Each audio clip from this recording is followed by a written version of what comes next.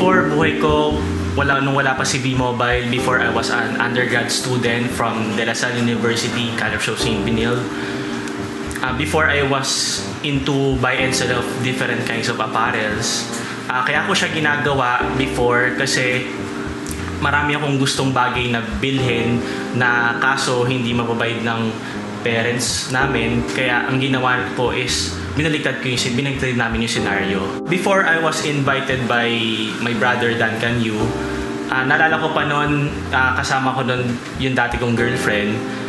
Inalok niya sa amin ni Duncan yung business. So after that presentation, we joined. Actually, yung first week ko sa V-Mobile, mahirap. Kasi ang dami kong mga inimbitahan na mga kaibigan ko, mga relatives namin, kaso mga negative.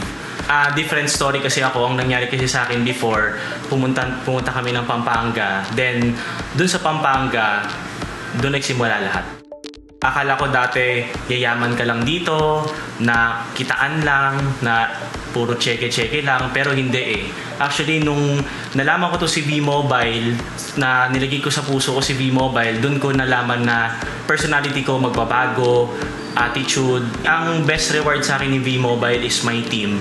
Na kasi akala ko kasi si V-Mobile kumbaga parang simple lang na negosyo, pero hindi eh. Kumbaga itong si V-Mobile, ang dami ko kasing natulungan dito na mga tao na nagbago yung buhay.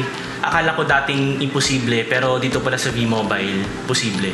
Naalala ko when pumunta kami ni Miss Yvette Andison, isa sa mga leader ko. Pumunta kami ng Mindanao, sa Davao. Pumunta kami ng Mount Diwalwal sa Compostela Valley. Pumanik kami doon, gamit namin, nagmotor lang kami, na walang helmet, walang gear, na hindi ko alam kung pagbaba ko, buhay pa ako o hindi. Ginawa ko yon, pikit mata. Actually, most inspiring na ginawa sa akin ni V-Mobile is si God, na ginawa niya kasi akong instrumento para makatulong sa mga tao, na yun siguro yung nakita ko, kaya ako mas naiintindihan si V-Mobile ngayon. Actually, yung lesson learned ko lang dito sa V-Mobile, simple lang, na natutunan ko lang na it's either you make money or excuses, but you cannot make money out of excuses. Hi, I'm Berlie Yu. I'm undergrad student of De La Salle University, College of St. Benil.